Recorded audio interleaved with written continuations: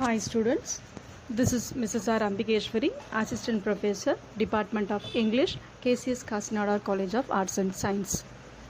Today, let us see the summary of the poem In a Station of a Metro, written by Ezra Pound. First, let's see about the author introduction. Ezra Pound was an American poet and a critic, was born on 30th of October 1885. Ezra Pound is widely considered one of the most influential poets of 20th century. His contribution to the modernist poetry were enormous.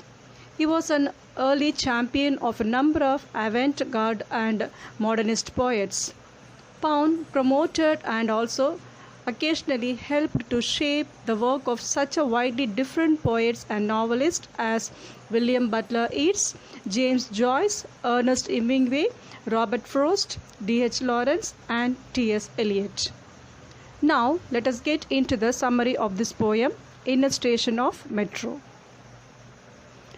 In a Station of Metro, published in 1913 by Ezra Pound, is the best example of imagist poetry that contains just 14 words reduced from 30 lines which depict the precision of language. This poem is one of the verbless poems among the very few. Pound describes his experience in a metro station in Paris in this poem. The different phases of an individual in this metro station is best shown in the poem with an equation of words.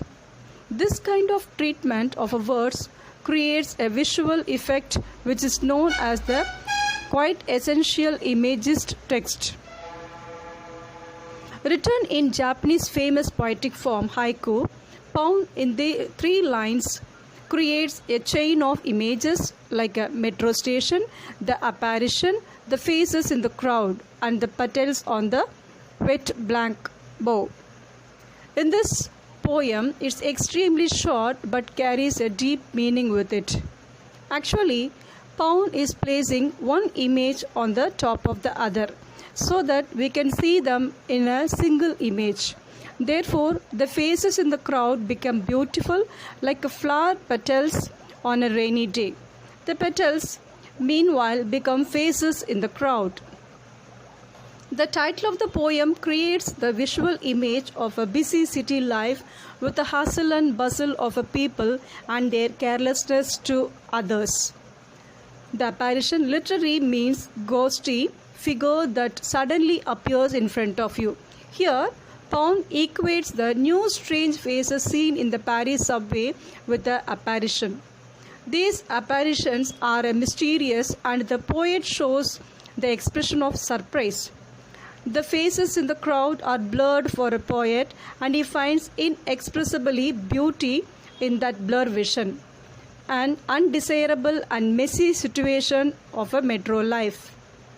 But the sudden image of petals on a wet blank bough amazes because of the unexpected beauty in the boring city metro station. The unexpected beauty in an unexpected place is beautifully and tactfully presented in a very precise way. The apparition and the petals on a wet blank bough are distinctly opposite images that create two distinct images of our minds. But the poet surprisingly delivers a stunning message to see beauty in chaos and in the humdrum of life. The color, shape, the size of a person may vary, but each has his or her own beauty that may be an inner or outer beauty. The human life is described and summarized in just a few imagery that goes beyond the limits of standard imagery. Petals on a wet blank bough is a phrase which vividly shows the elegance of a life and the impermanence of human life. Petals are found in nature in various vibrant colors which represent different human faces, and petals that lie in the wet blank bough symbolizes the transitoriness of life. It was alive and attached to its stem few moments earlier, and now it is on the wet surface of bowing lying lifeless. It may live a few months long, but not longer. This metaphor of petals on the surface of bow powerfully yet simply summarizes the human life and its shortness. We all are mortal beings. The speaker could also be suggesting that the nature is worth prioritizing, but the world is increasingly consumed by technology. To conclude this, the poet says, in this reading, the city itself could be thought of as a tree, with each metro station representing different boughs of that tree and a people representing the tree's leaves. The metro nourishes various parts of the city, allowing transportation of people and goods, just as a tree branches carry water to its many leaves.